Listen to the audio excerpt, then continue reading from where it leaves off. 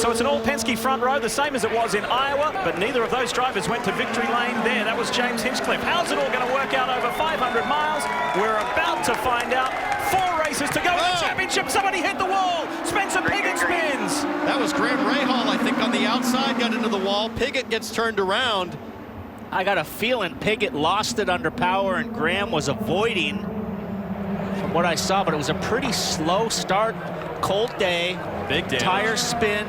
Got a front wing broken on Graham. Doesn't look like any suspension damage. Remember the last race, guys, at Mid-Ohio, Alexander Rossi absolutely jumped the start, caught everybody off guard. I think everybody was way more anxious this time, did not want to get caught out, and obviously they did in a different way this time.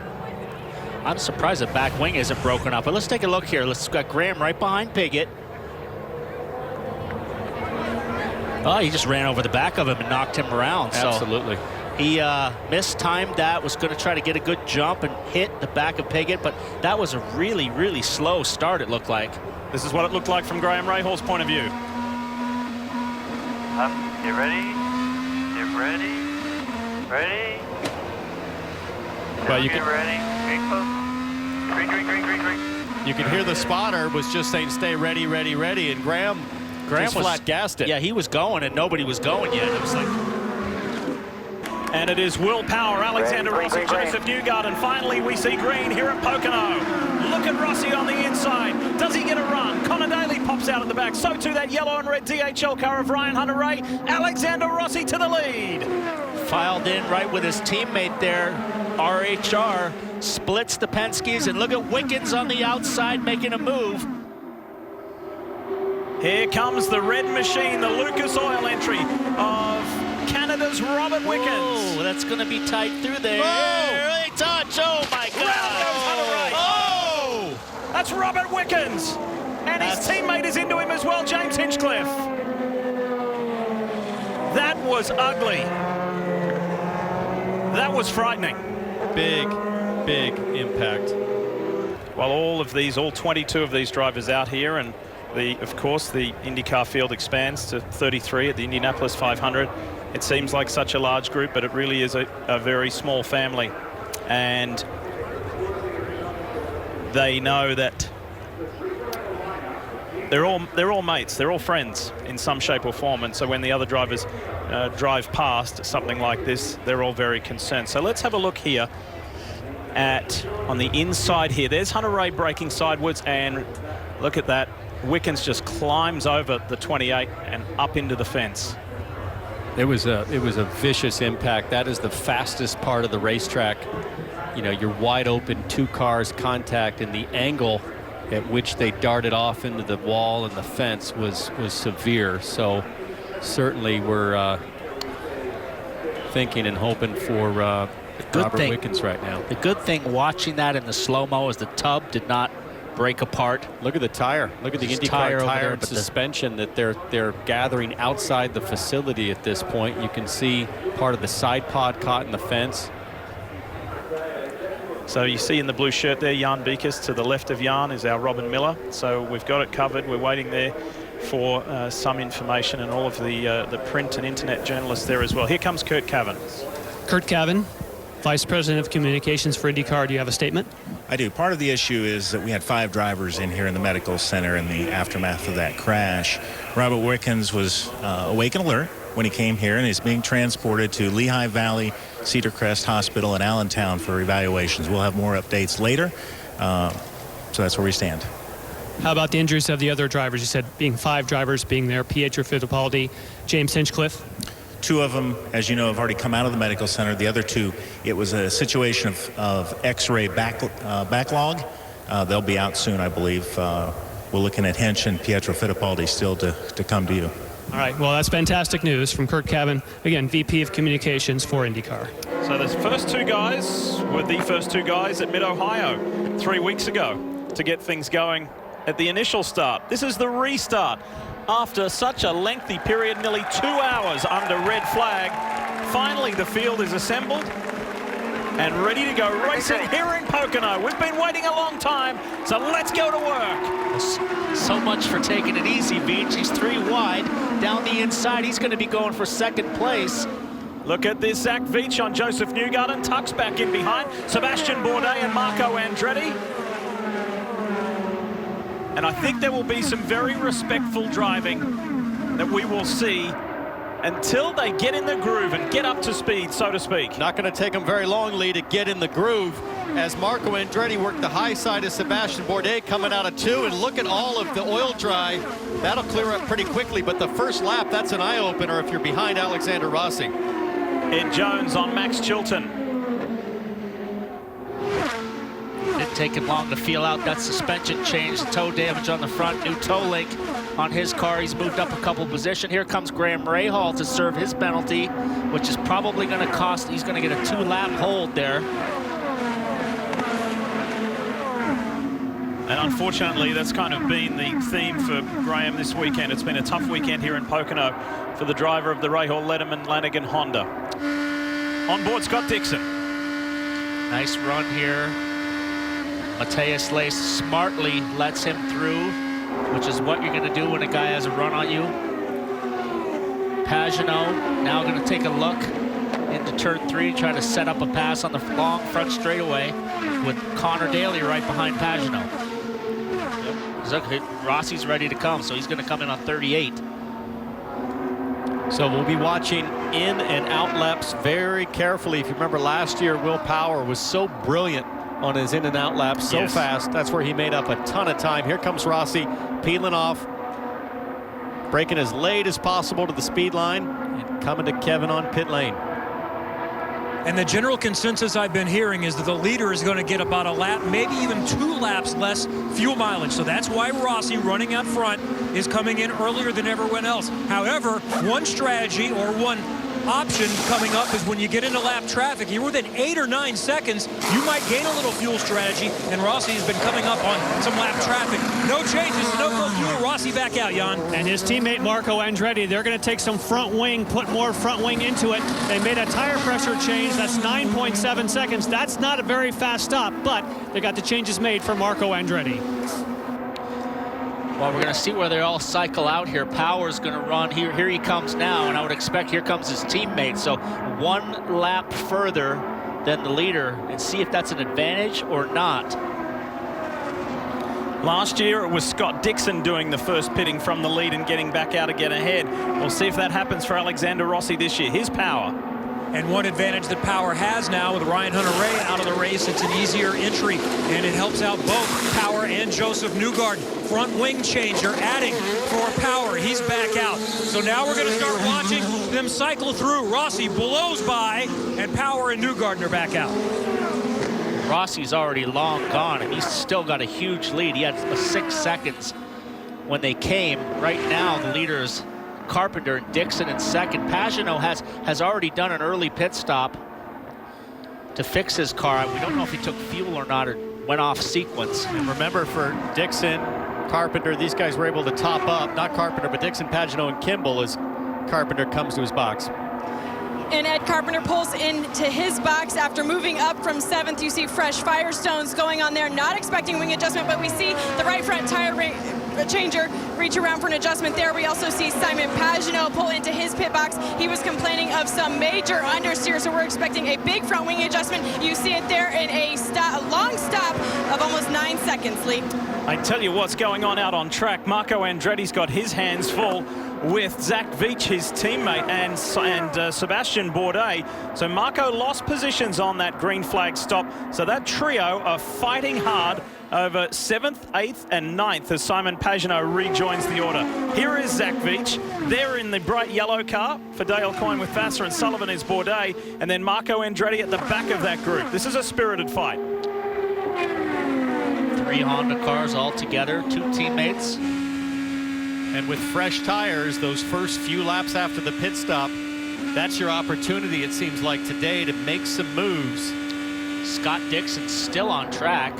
Hasn't pitted yet. Now he's up to 41 laps. Remember, he topped up on lap 10 after the yellow, so they opted to take fuel, and if he's able to go 2 or 3 laps further, so we understand he's coming to pit lane now, that could be a nice advantage for Dixon later on today.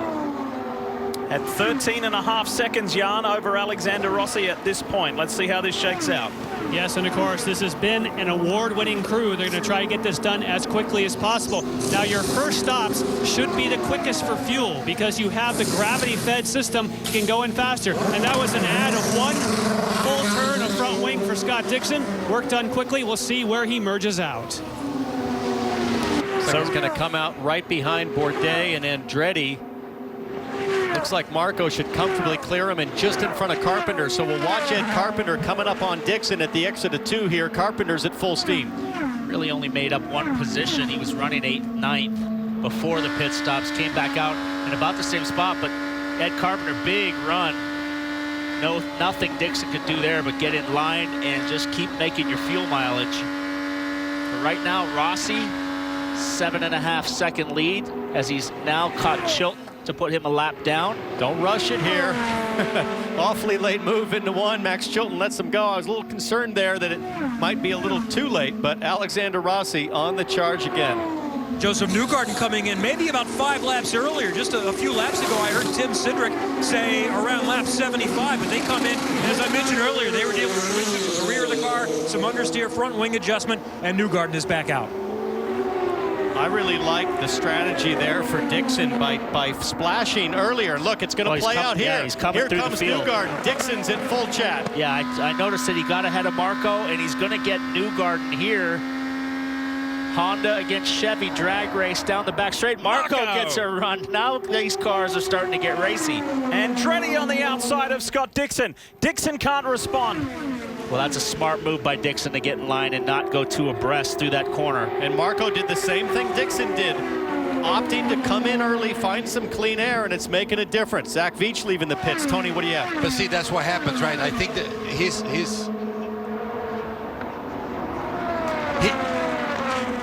Alexander Rossi coming through. He's got the easy in. Will Power is probably going to pit the next time by. So while he's not getting as good a fuel mileage as some, it's not that big of an issue because of the cautions. They're well past where the window was open for a 5-stop strategy. Front wing changed that time, and still a really quick stop. Under 8 seconds, and Rossi back out. Whoa, he nearly lost it there, getting on the power. But Tony, what were you saying to finish your thought as we see Pagenaud coming in with Katie? And PT Simon Pagenaud is saying it's crazy how much his front tires degraded over that stint. He does want some help as you see the team reach around for a big wing adjustment there and another long stop for the 22. So what I will say, I think my call, and Brian Herta saw it, that those guys are getting hung up and trying to pass each other and losing a lot of time. They bit those guys earlier, short field them, and they gain all those track positions.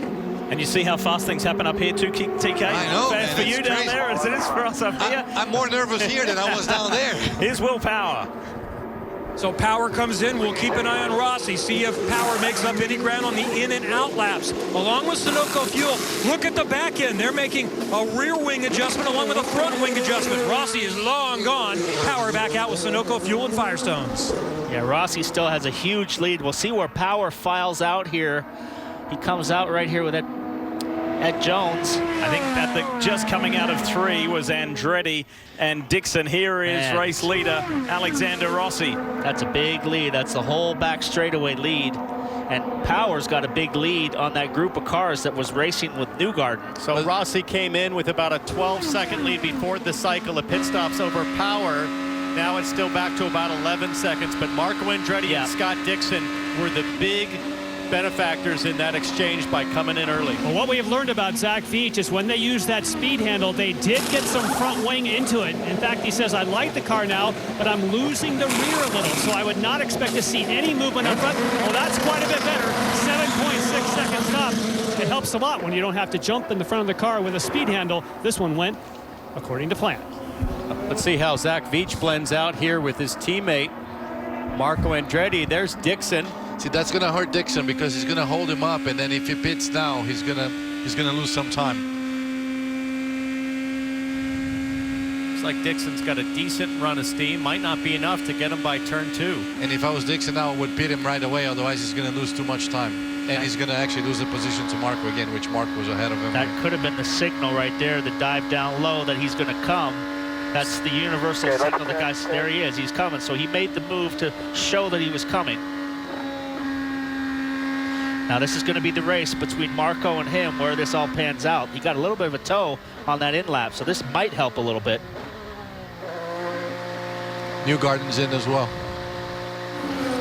Well, Tony, you called him in, so this is an opportunity for Scott Dixon to do a little bit of damage management, knowing that they would have been held up by Zach Veach. We walk to see what kind of changes they're going to make on this car as well. He's been saying that they want to keep helping the front, but they did not have to do it with the wing this time. So there you go. That's the best we've seen in a while, 7.5.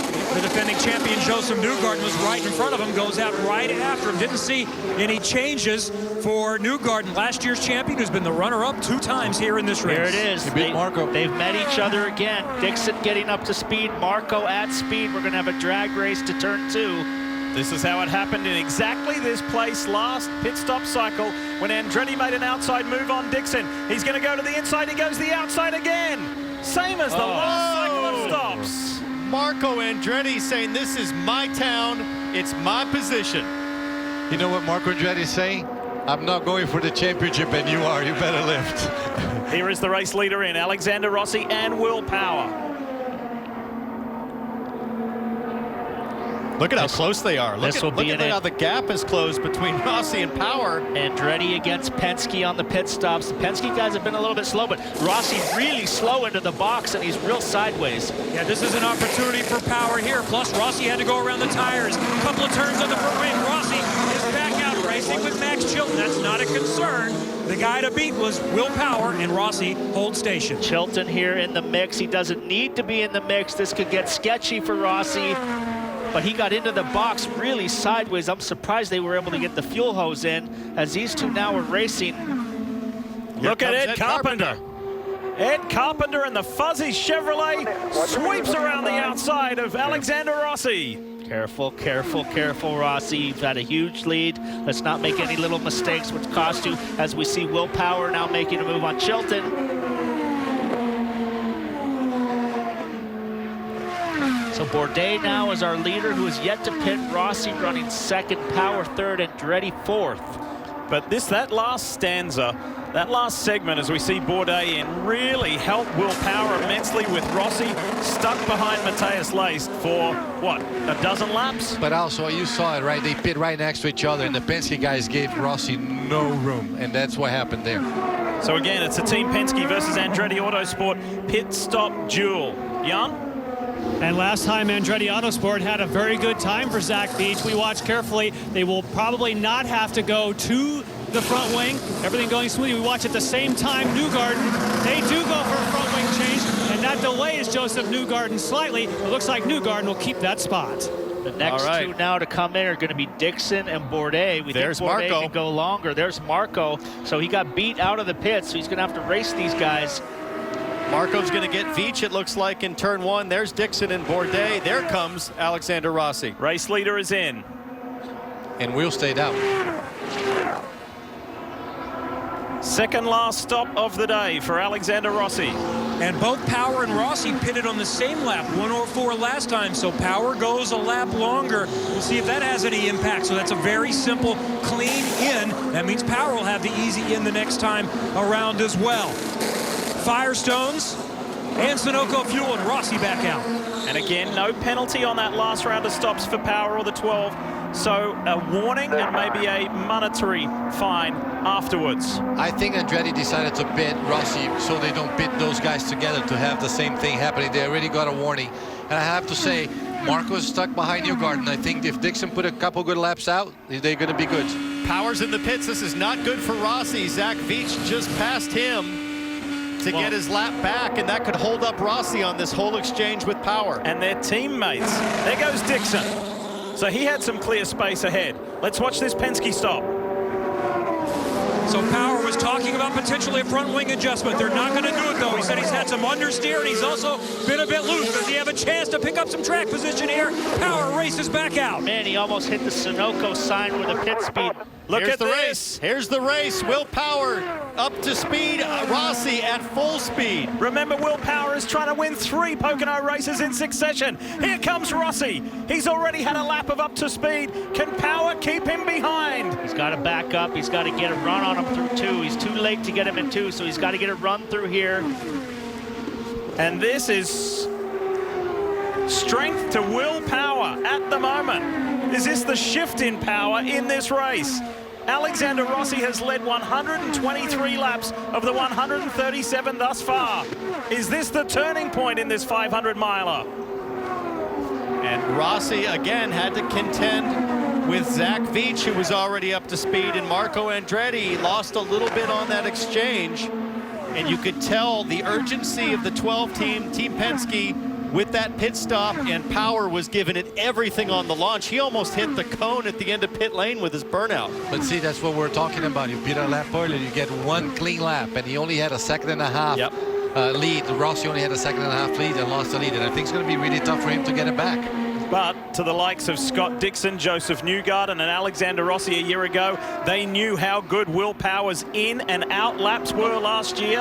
And again, Will Power has done it. The good news is this is far from over. We've got a full pit stop remaining. We're going to see all of this play out one more time. We've got a full pit stop and a full stint. So now we're going to see the Honda versus Chevy fuel mileage. If Rossi can draft off of Power and go a lap longer and reverse that running order. Here in Pocono, the ABC Supply 500, and just as we were going to break, sometimes timing doesn't work your way. It worked really well here for Alexander Rossi as he executed a pass on Will Power for the lead of the race. Yeah, Will got a little bit of understeer with all that traffic in front, ran high and won, which gave Rossi the opportunity to get a nice tow, made a nice clean move at turn 2. But right now, the way they sit, Tony, the smart play is for his teammates that are right in front of Rossi here to let him go by. There's Marco and Zach Veach, then Rossi. If I was Michael Andretti, I'd say, hey, let these guys by and then keep yourselves in between the two and give yourself a buffer. Yeah, but Paul, just in front of Marco Andretti, you've got a Penske teammate and Joseph Newgarden that can factor. So not sure that there's a whole lot of benefit for Rossi to get by. Certainly if you're Marco and Veach, you're hoping for a yellow, which we haven't seen any since the very start of this race. And all of a sudden for Marco and Veach, you're back in with a chance. For sure, for sure. I mean, that's a tough call because like you call it, Townsend. I mean, yeah, he's going to clear his two teammates and he's going to get a Will's teammate in front of him. There he goes. He went by Veach, so Veach let him go by in turn 2. So now he has a buffer in between. Yeah, but he lost momentum. I think Will might get him. Let's see if the silver Verizon Chevrolet of Will Power can get by Zach Veach, or will he make that Group 1001 Honda extremely wide? That's a nice team player move by Zach Veach. This kid continues to impress everybody, not only Tony with his size, being able to physically manhandle one of these cars. You're a small guy in size height-wise, but probably one of the strongest guys. You work so hard at your weights and training, and this kid's a tiny little kid. But he came a long ways, and actually, funny enough, we came to test here. We stayed at Marco's house, and I made, and Zach was there. I made him try Marco's first go-kart suit, and actually he fit it. Power had the opportunity and the honor of throwing out the first pitch several days ago at the Phillies when the Phillies played the Mets. I think we mentioned yesterday in the qualifying show he thought about doing an underarm pitch. And he said, the Phillies were open to it. He said, but I didn't. I did it properly. Well, he's done it properly today, but this man here, Alexander Rossi, has just been that one little step better. Tell you what, he's been coming on strong all season long. He's had a couple little hiccups. You know, if Elkhart Lake, he hadn't had that camber adjuster problem. That was his worst finish of the year, a 16th when he was up front. If he'd have got a solid top 5 there, we'd be looking at a much tighter points race. You know, we talk a lot about the growth of Alexander Rossi's skill set in IndyCar and kind of these dominant performances. Let's not forget the impact on Rossi's career when Jeremy Millis showed up at the team. It's his race engineer. His race engineer after doing so much with Joseph Newgarden at ECR and coming over to Andretti. I mean, Rossi, I can remember vividly how happy he was after the first test with Jeremy Millis a couple years ago. He said it's a whole new world now. He was just thrilled at the performance gains. And let's not lose sight of this either. The dynasty is here, the Andretti dynasty. Mario, Michael, and Marco are here. Home, which is Nazareth, is just 25 miles down the road. And this man, Alexander Rossi, could deliver Michael Andretti a joyous victory here at his home track. And a great weekend overall for the whole team. All the cars other than Hunter Ray was out early. We got his son Marco in 7th. Zach Veach, one of his best races of his career so far, in 6th. All the cars running strong all day. We also have to note the exceptional kind of damage limitation for Scott Dixon. Remember, not only did he start 13th in this race while all his championship competitors started up front, Scott Dixon also narrowly avoided disaster there with the big accident and all the debris. It's another story of just how rock solid, another example, I should say, of how rock solid Scott Dixon is. So the lead was 46 points coming into today's 14th round of the championship. It will get trimmed to 29, heading to Gateway at St. Louis next weekend. So the numbers will tick down for just 2 to go, 5 miles left, 3.2 seconds between Alexander Rossi and Will Power. But things look pretty stable, don't they?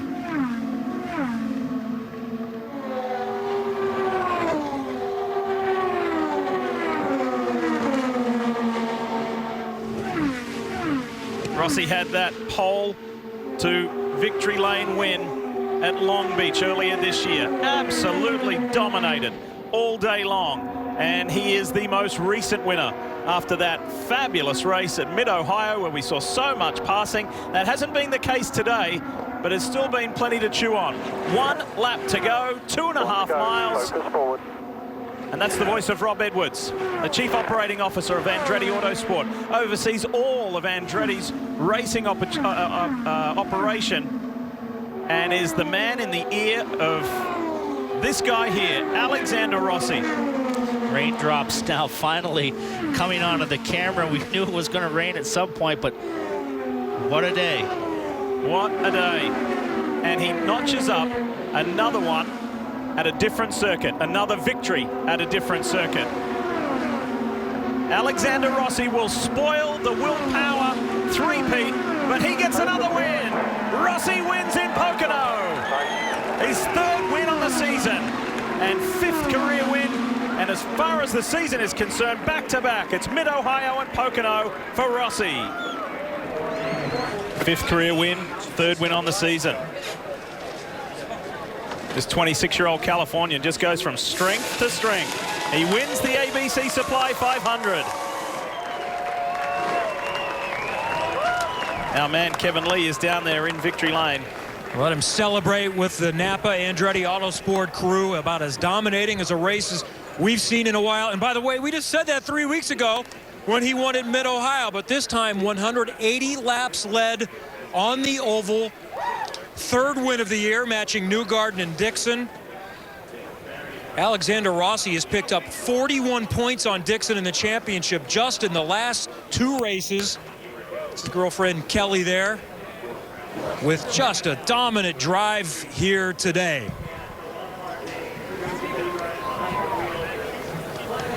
Scott Marks, that's his crew chief. Alex, impressive drive. I want to go back to really the only drama you had during this race. After the 4th pit stop, Will had gotten by. You got him back pretty soon. Tell us about that sequence and how you got back to the lead. Yeah, we just we came out in some traffic, and it was really hard to be behind cars for some reason today. But the 27 Napa Auto Parts Honda was better than everyone else. So it's an exceptional day. But right now, I mean, Rob and James and everyone involved in that, Ryan, and our thoughts, and it's tough to really celebrate after what happened. You have now won 2 500-mile races and a driver with a road course background with no oval experience until you got to IndyCar in 2016. How are you so good at these kind of races? It's a team, man. I mean, I have amazing teammates. Speaking of teammates, I mean, Zach and Marco really helped me out there in traffic. So I owe them a beer or a case of beer or something like that. But it's just been leaning on Ryan and Michael and Brian ever since day one to help me really overcome the challenge that is super speedways. And you can't do any of this without an amazing team. So very thankful to be on Andretti Autosport and had these great group of people. And it's a special day today. 3 weeks ago, 2 races ago, you were 70 points back. Now you're within 29 with 3 to go. Can you win the championship? We're gonna try, man. We're executing like we've said we need to do on Sundays, and we'll do everything we can to keep that rolling. There's no time to rest now. We're in Gateway in 5-6 days. Well done. Thank you. Watch the Bommarito Automotive Group 500 Saturday, August 25th at 8 p.m. on NBCSN.